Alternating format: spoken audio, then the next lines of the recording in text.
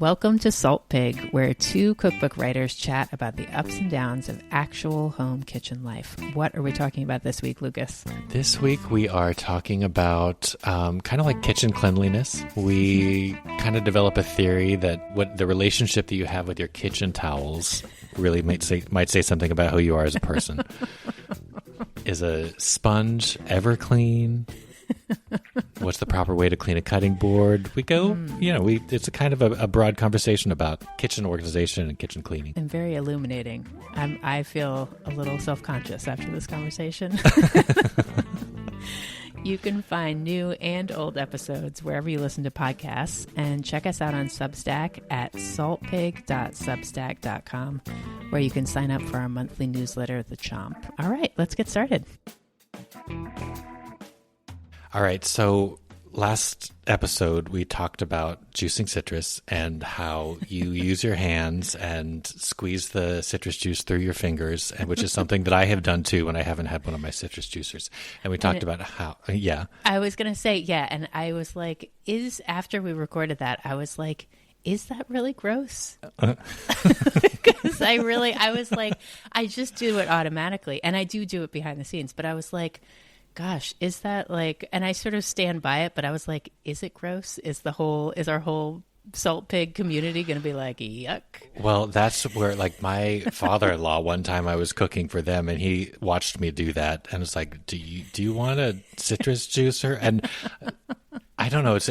I'm kind of the same, where I'm like, I don't think twice about it. I was actually thinking of Ina Garten because I was, in addition to maybe squeezing with her hands, she also has like the most contraptions for squeezing citrus like in the world. She does. I feel like she has like an actual machine that does it, where she's the big tall one. Yes. Or no, like this, like one that you have to like plug in that like is like. Oh yeah. You're right. And I was like, I can't imagine what it takes to clean that thing. I was like, if this is the cross I have to bear with doing it with my hands, I was like, I'll do that over the huge machine. But I would bet that she only brings that out when she's making like orange juice or lemonade. But yeah, maybe not. Maybe she has some help with the cleanup too. That would make a big difference. I would clean entirely differently. I mean, cook entirely differently if I had someone else cleaning up. I had our neighbors come up for a little brunchy moment last weekend, and you know how sometimes you're cooking for people who you become like aware of not having washed your hands often enough, or and it's like one of those things that when I'm just cooking for myself, I really don't think about it. Right. But like when and you're a very clean person. I am. I know it. But I'm gonna handle everything. Right. But then when everybody's watching you and you're like slicing the bread and like cracking the eggs and doing all this stuff and moving, and then I'm like, oh, actually, let me stop now. I'm gonna wash my hands, and then I'm gonna stop and like every time I got up from the table to like grab slice more bread or whatever, wash my hands first. I felt much more aware of my hand washing than I normally do. Yeah. I love when people are like gathered around the kitchen and you're all sort of chit-chatting and drinking a glass of wine, and I'm like, putting finishing touches on dinner. Like, I love that. But there is a certain performance that you're putting on. Like, certain people might be picking up certain details about what you're doing, and you're like, gotta sort of do and the right it thing. Kind of like clamps things up a little bit. Yeah, it does. But have you noticed too, I don't know, you probably don't watch as much like Instagram and TikTok as I do, but there's this thing with like the black vinyl gloves. Like all these influencers put on these black rubber gloves to do all their vegetable prep. And it's not even prep. like just handling meat, it's everything. I know. Like, is this are people actually doing this? Like throwing away a whole pair of disposable gloves every time they chop up vegetables or handle chicken breast or something? I am so glad you brought that up. It's been a real thing that I've noticed that really grates on my nerves, because I'm like, it's sort of like during COVID when people would wear masks and they'd wear them not properly. It was the same idea, where I'm like, just because someone's wearing gloves doesn't mean that they're being more sanitary. No. Like, their gloves could be filthy. Completely. I was at Costco at some point, and they, have brought the samples back now post-COVID. And I have my kids with me, which is very unusual. And they were really excited because there were all these samples. So they were going around trying everything. And there was this very kind old lady who was in charge of one of the samples that involved raw chicken. And she had gloves on, and she was using her gloves to sort of manipulate this raw chicken and like put it in this little toaster oven or something. And then she was using those same gloved hands to like do some other stuff afterwards. And I literally like had to pull the food out of my children's hands. I was like, I really don't want you to get salmonella. Like, I really don't. But it was really hard because they were like grabbing it and then like immediately wanting to pop. I was like, just hold on for a second. Like, because I was like, this is gloves. Yes, she's wearing gloves. But I was like, those gloves are dirty. And I was like, you can't just like put on gloves and then be like, have a free-for-all. I think it's so strange that people on these videos are using gloves at home. Like, I'll use gloves. I think the only time I've ever used gloves in my house is when I'm making hot sauce. And I feel like and you don't want when you're like pulling all the seeds and membranes and doing all that stuff. And I'm like, you make that mistake once of I've not made wearing that the mistake. gloves. Yes, I've made that mistake once when handling chilies. I will never, ever make it again. But like, other than that, I'm like, gloves are crazy. And who's buy, like, where do you even buy gloves? I guess you could probably buy you them find at them. the grocery They're store. actually very easy to find because really? every time I've done like a cooking demonstration or something, I end up having a box of gloves because I don't want people to be freaked out. And then because of exactly what you're saying, I'm like, well, are people aware that like I just handled this with the gloves and or do they think that because there's gloves on it's sanitary? So I end up going through so many gloves in a performative way. Yes. Just to sort of give some false sense of comfort about how sanitary my cooking is in that situation. Right. I find it so weird. I mean, like, for example, I don't love handling raw chicken, but like, who does love handling raw chicken? It's not great. I'm like, wearing gloves, does it give you some sort of, it probably sort of dulls the sensation of handling raw chicken, but I'm like, this is sort of the price I have to pay for cooking chicken. Like, completely. It just seems crazy to wear gloves to like, I don't know, smush some chicken around in a marinade or or take it out of the packaging or any of it. I know. It's very, very, I think it's very, very weird. And I mean, I'm not like I care about the environment. I don't feel like I'm like talking about the environment all the time, but I'm like, it also just seems crazy. I'm like, just wash your hands. Completely. If your hands are dirty. Soap is very effective. Yeah, very effective. And it rinses all the stuff away. And then you don't just have this like garbage bag full of used chickeny gloves. Also gross. I think it's very odd.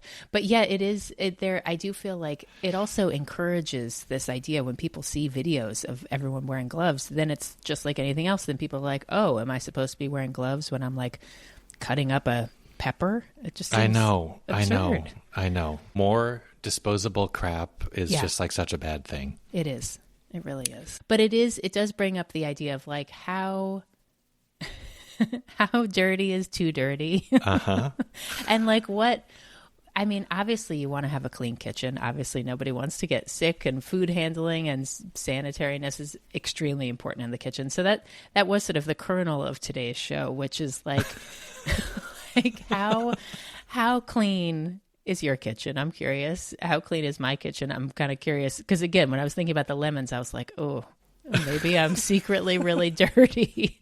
So I wanted to sort of get into some details. How clean is my kitchen?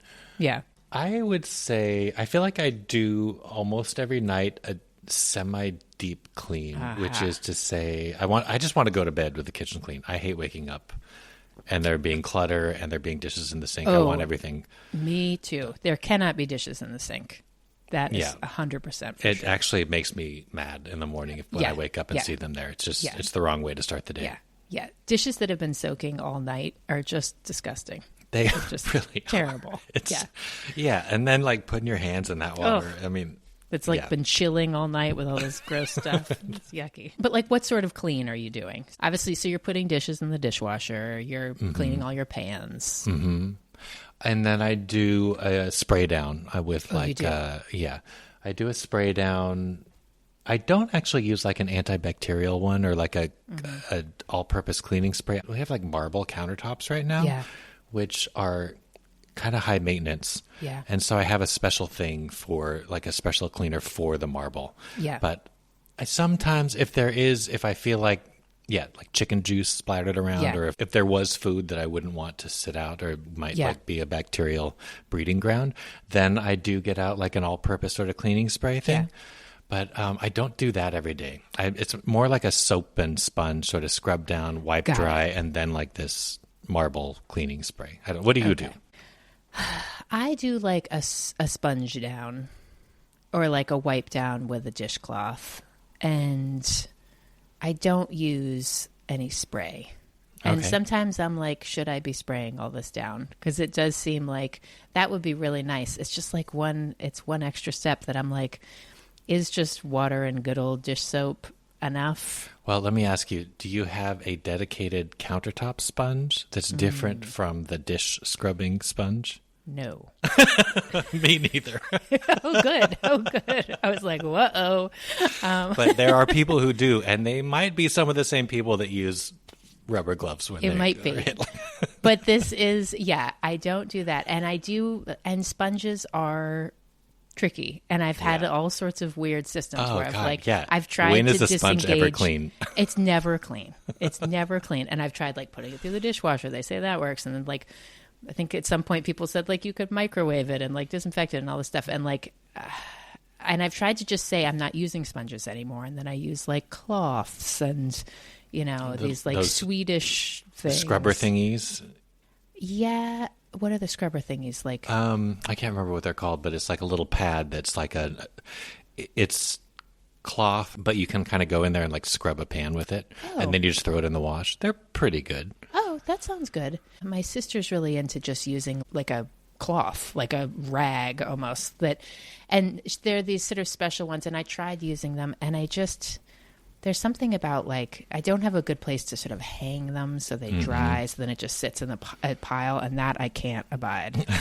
Like oh God, yeah. I did a wipe down, like soapy whole countertop situation, and it was like an old IKEA rag that had the holes and was kind of like barely still a rectangle, and I just wadded it up and threw it in the sink when I was done, and that thing sat in the sink for at least 4 days before I was willing to like move it into the dirty clothes hamper because I just didn't want to touch it. And while I was in the sink, it was like festering. Festering, and you're like dumping stuff in the sink that's like being, it's getting flushed through all this other crap. Oh, yeah. But the sponge situation, I'm back to just having sponges and then just being like, I'm just going to replace them maybe more often than I would. But that does bring up my favorite kitchen sort of sanitary issue, which is kitchen towels. And the reason I wanted to bring this up is because it's been a real sore spot for Tom and I. We've been married now for like, gosh, I don't know, almost 12 years. And this has probably been like one of the bigger conflicts that we've had is like kitchen towels. Like how do we handle them? And this is an issue that only I am bringing up. It's obviously clear. But Tom just wants to use a dish towel for whatever. He's just like, there's a dish towel. I want to like wipe a counter with it. I want to, dry a dish with it. I want to dry off my hands, whatever. And I'm like, that grosses me out. I'm really? like, yes. So I'm so curious to hear what you do. So my thing, and it makes me feel sort of like I'm a crazy person, but I'm like, there's a dish towel that sits on the edge of the sink that's like for dirty jobs. So like, oh, you spill some orange juice on the floor, use this dish towel. Or, oh, you need to wipe off a counter that has like some crumbs and other schmutz on it, use this towel. But there's like a floor touching towel. There's a countertop touching towel. Well, I guess the countertop and the floor. I mean, to be honest, if someone spills something on the floor, I kind of want to be like, use a paper towel. But or use a towel and then put it directly into the hamper. Right. But I guess I'm like, I'm fine with. I just want a towel that's clean for me to dry my hands on. Because I'm like, I am actually kind of fastidious about having clean hands. So I'm like, if I've gone to the trouble of cleaning my hands, I want to have a clean towel to dry them on. And that's not a towel that's like been used to wipe up orange juice or, is full of crumbs or jam or raw egg or whatever. So that towel, the clean towel, is the one that's like on the oven, and the dirty towel on is the the one that's handlebar. on the sink. Yeah. And it's very clear in your mind which is which. Very crystal clear. Like I wouldn't touch that sink towel with my clean hands, like if you paid me.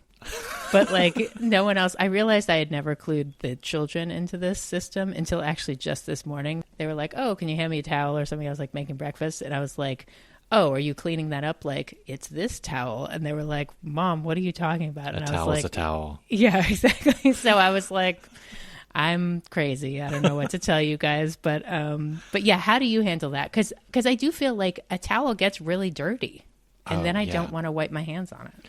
Well, I was just thinking as you were saying that when I used to work in restaurant kitchens, it is crazy. Like, did you ever read Bittersweet? Yes, I was just about to say that. She has yes. the greatest passage in there about like bar mops. Is that like yes? Yeah, I the think restaurant so. in the restaurant lingo? It's basically there's some kind of laundry service that delivers a giant like cube of clean towels every week, and then the dirty ones pile up, and somehow, and the way they get doled out is as if these are like truffles or some kind of like very high value thing, because like there's a fixed number of them. Yes, you only get like 2 a shift or something. People stash them in different places throughout the restaurant where other people don't know where they are. Yep. And for some reason, there's like a total scarcity mindset about these bar mops or just the kitchen towels in the kitchen. And so it was always such a stress trying to like find the clean towels.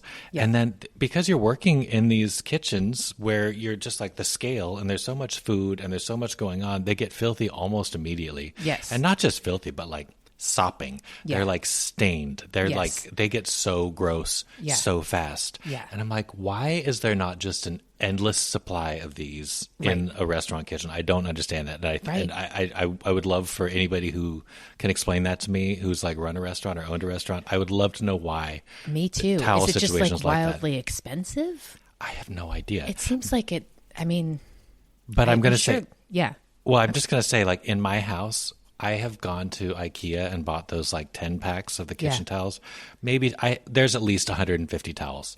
Like really? I treat them. There's no shortage. There's no scarcity mindset with these towels. And like it's in some way it's like the most luxurious thing that you want a clean towel, reach into that drawer. It's full of clean towels. Take as many as you want. When you're done, put them in the hamper. We don't have to think about it again. It's like an immediate, they're constantly getting refreshed. See, that's my problem, is that I have scarcity mindset in all things. So I'm like, we're going to clean the towels when they're really dirty. But I'm like, are they really dirty yet? Could they be a little dirtier? Like, yeah, we could keep the towels around. But I'm like, that's why I want to keep my hand drying towel clean, because I'm like, if it's going to stick around for like more than a day, I guess I want to still guarantee that it's clean. But I have a full drawer of towels. I feel like this is an opportunity. This is an opportunity for growth. Lean in, live the life of towel abundance. And just like when you dry your hands,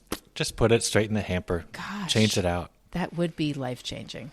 It's great. And it's like better than, I don't know, I go to people's houses and they just go through paper towels that way because they don't want to use, they don't want to have to wash a kitchen towel. Right. And that's so much worse. Why not just so do a load of kitchen towels once a week? No, you're so right. There's a podcast on Poog with Kate Berlant and Jacqueline Novak. And it's Poog, which is goop spelled backwards. So in some ways it's a little bit of like a send up of like, well, but it's also like wellness, a full endorsement of the people who are completely in that world too.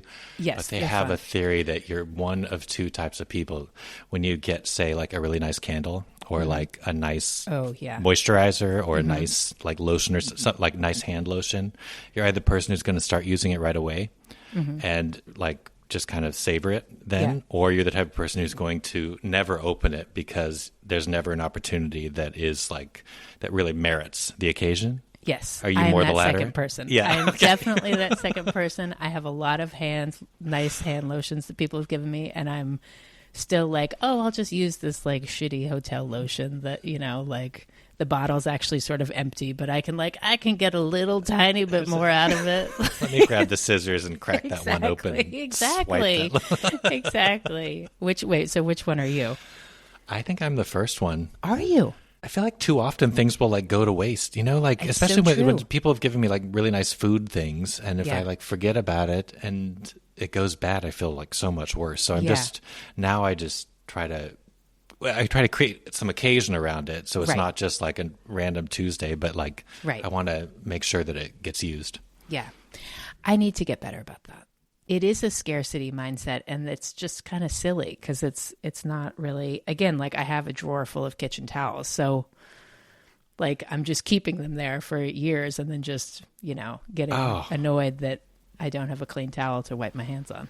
But also the IKEA towels. It's like just the next time you're at IKEA, buy 3 packs of them. They're like, I don't know, $7 or $8, whatever, for a 10-pack of towels, just so you have 40 of them. Like you have like a bunch. And then I will say, when we were in Amsterdam a few years ago and visiting Vincent's sister who lived there at the time, and they gave me for Christmas like a gift card to this great cookware store there. Oh, fun. And because we were traveling, I didn't want to get anything that was going to be too complicated to put in the suitcase. And I ended up buying 4 or 5 of these like really cool kitchen towels. Like, not, how I feel like in America, people love like a novelty towel. Yes. These are not novelty towels. They're like nice. It's a really nice weave. It's a cool pattern. It's a really good size. And so great. It was the sort of thing that I probably would have never bought myself because they were kind of expensive for being towels. But in this moment, it was like, oh, that'd be great because I can just smoosh them into my suitcase. And now I love to have them because they're so nice to like dry your hands on. And so I kind of have like this stash of IKEA towels that I'll use for wiping down the counter, for cleaning. And I just like go through those like water. And then these ones are like the nice hand drying towels. But I change them out probably once a day. Yeah. I have, now that we have like a washer dryer, like that is just ours, I feel like that has changed my life a little bit in those towel ways. Because I feel like I used to just be like, doing laundry is such a pain. If it's just like a whole load of towels, it seems crazy. But I'm easing out of it. But this is a good reminder to take it a little further, push myself a little.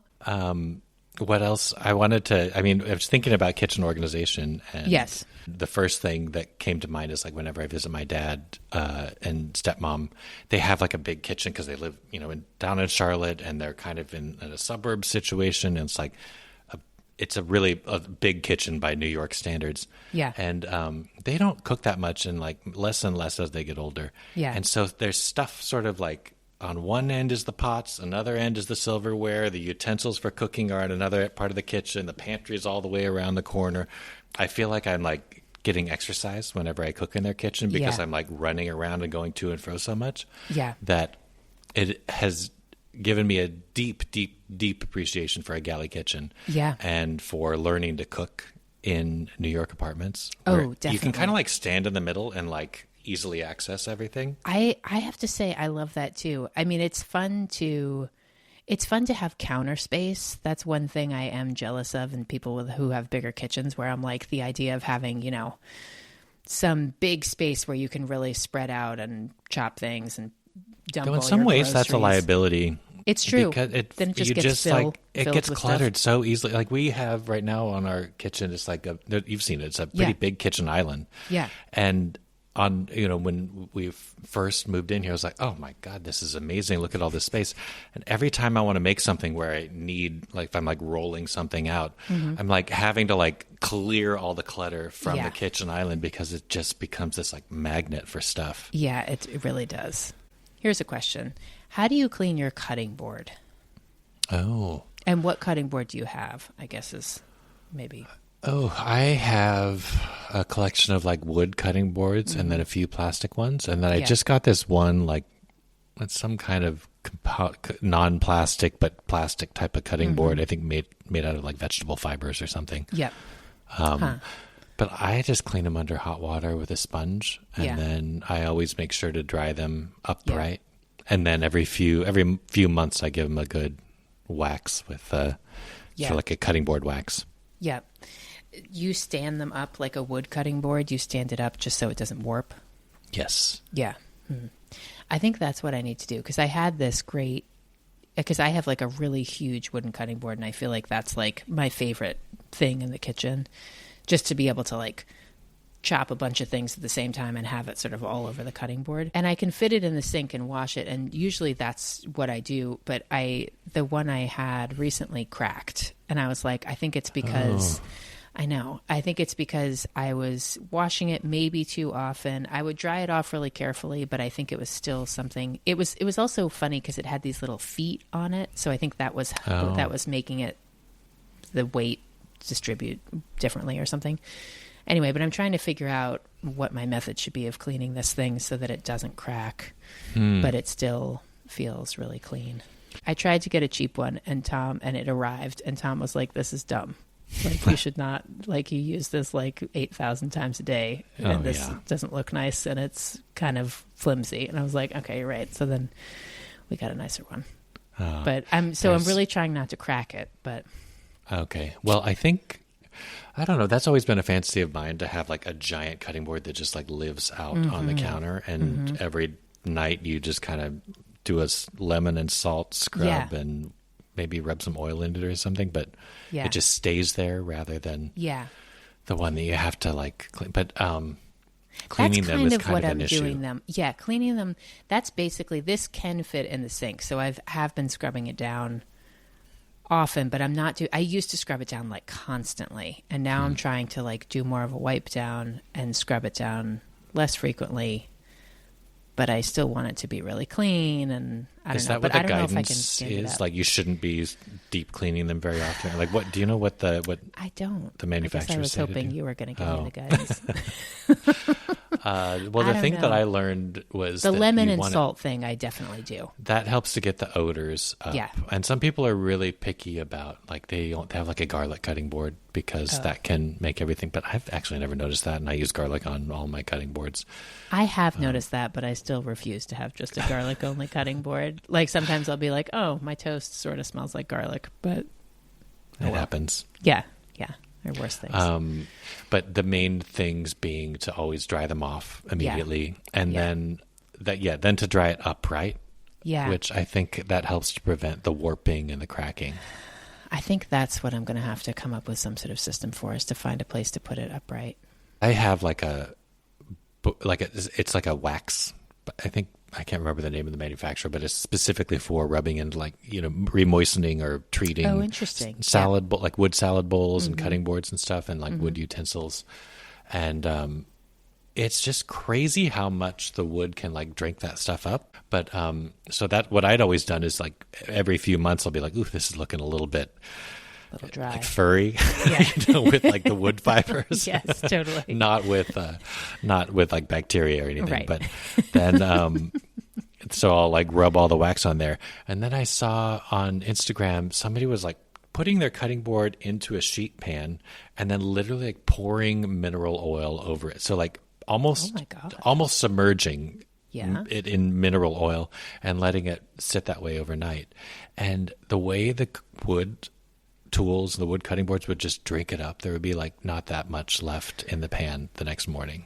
Really? And it gets like so thoroughly moistened. I want to try that. I haven't done it yet. That does sound kind of cool. Yeah.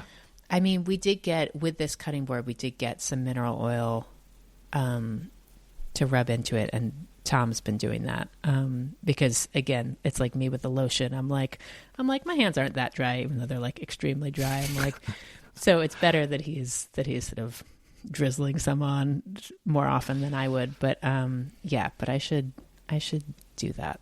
It makes them feel a lot better too. It makes them more pleasant to use. I will say that. Yeah. I mean, a wood cutting board, I actually think that is my favorite piece of kitchen equipment, like a really big one. Oh, so good. Really... And the one that's thick too and stays put. Yes. It's really nice. It's really nice. Yeah. Okay. So I just want to reflect on the fact that we're not going too deep into kitchen organization, but we did go deep into towels and cutting boards. So I hope people found there to be some valuable info in here. What are you making for dinner tonight? I'm actually going out to dinner. One of my college roommates is in town. So we're going to this Vietnamese place around the corner and just like catching up. Kind of no fuss. And I think the kids might have some leftover frozen pizza. Oh, fun. I bet Yeah. they're excited about that. Yeah, they are excited about it. But yeah, I need to. We're going out of town, so it's like we're in sort of leftover use up mode. Yeah. So I was gonna like go buy some groceries, and then I was like, nah. Don't need to. What are you making? So I got a slow cooker recently for a project. Yeah. And I just used it for the first time yesterday, and now I'm retesting a recipe. Do you have a slow cooker? I don't. You have a Instant Pot or some kind of combo cooker. Yeah, like a thing, pressure right? cooker. Yeah. Yeah. I actually have an Instant Pot too, and I had thought that you could just use that. I've used it many times, like the slow cooker function to cook beans and to make stock and stuff. Oh, yeah. And it works great. But then for this project, it's specific to slow cookers, and I learned that they work very differently. Like the slow cooker function on an Instant Pot works really differently from like a crock pot. Really? And I don't know. I'm in the beginning of this process. I'm going to learn how. Yeah. But so I bought a slow cooker, they are not even that expensive. And my mom used to make crock pot meals all the time. And Oh, yeah. I'm I kind of know a excited. lot of people who are very dedicated to their slow cookers. Yeah. Oh, yeah. And it is true. You just like dump stuff in there. And then I think that there's all kinds of ways that you can like amp it up if you want to like pre-cook some of the aromatics or like doing things at the end. But for this project, it's a lot of like dump the stuff in there and press go. Yeah. But I'm making like a red lentil and pumpkin soup that I'm going to do over rice. That sounds like a good use for it. Because, that is always my fear with slow cookers is like, I know there's like sometimes a saute function and stuff. It doesn't seem like that, like you really can get that first stage of like sauteing stuff really done. No, and I had just made last night the rookie mistake of just thinking I could put some raw onion and raw garlic in there and then just let it simmer, and it tastes like raw onion and raw garlic. Like there's a reason you got to cook down those aromatics first. Yeah, I think that's right. It's really interesting how that works. But I guess it's like when we were talking about with water. It's like you can't it won't go above a certain temperature, I guess, when it's like submerged in something. Oh, exactly. Yes. Yeah. So it just never really breaks down in the same way. Yeah, or caramelizes. Yeah. Huh. But yeah, is this like in a sort of curry direction, or is it like the pumpkin? A little bit. Yeah, I guess it's in the curry direction. There's some of those spices in there. Yeah, because I was going to say that would be a cool instance. Is it? Now I'm going to forget is it called a chonk or something where you heat up oil and you put spices in and then you add that to like your slow cook thing at the very end. Yes, like a tadka. I think. That's I think it's the same too. thing. Maybe there's. It's probably I'm sure there's a million words for it, and mine's probably wrong, but yeah. I don't think so. Okay, good. But I should try that here. That would be good.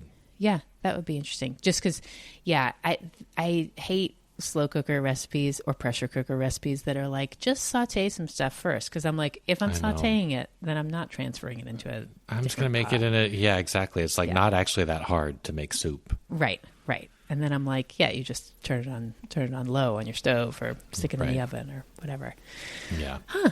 Oh, well, that will be kind of fun to experiment with, though. I'm sure there are some things that just don't require sauteing in the same way that, like what you're saying, they sort of dump things in recipe that would work just great in there. Yeah, and in this instance, I'm just going to replace that stuff with like onion powder and garlic powder, which are two spices that for years I never cooked with. And then recently I've been like, oh, actually these are kind of good. And they add something that I don't know how to, it's hard to recreate that specific flavor. It's so funny you say that because I was putting, how I've been, this is not self-promotion, but it sounds like it is. I was redoing all those things on my Substack. I've been posting old writing from my blog that's like from 2016 and 2017 onto my Substack site because I have nothing on it. And one of the things I had scheduled for later this week is this thing about garlic powder, because I do find garlic powder to be so fascinating. Everyone talks a lot of trash about garlic powder and onion powder, but they're really very handy. Had a bad reputation for many years, Yeah. I think there's been a little bit of a pendulum swing. I think there lately. Probably has. Yeah. Well, especially with like TikTok and stuff, I feel like people just throw like handfuls of spices and stuff and everything, and it's just part of the thing. And it's good. It's Yeah, kind and of tasty. it works. It Yeah, makes stuff totally. taste like fast food to me. It's like a very, I don't know. It feels like a sort of a commercial taste. Yeah, yeah, yeah.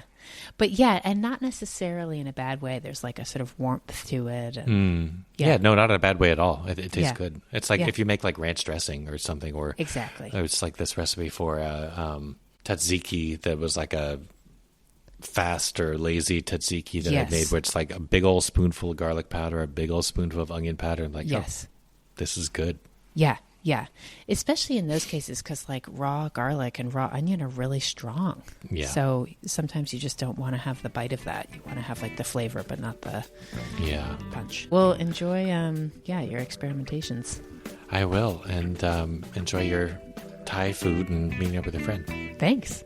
Yeah. Okay. We'll talk Talk soon. to you next week. Okay. Sounds good. Bye.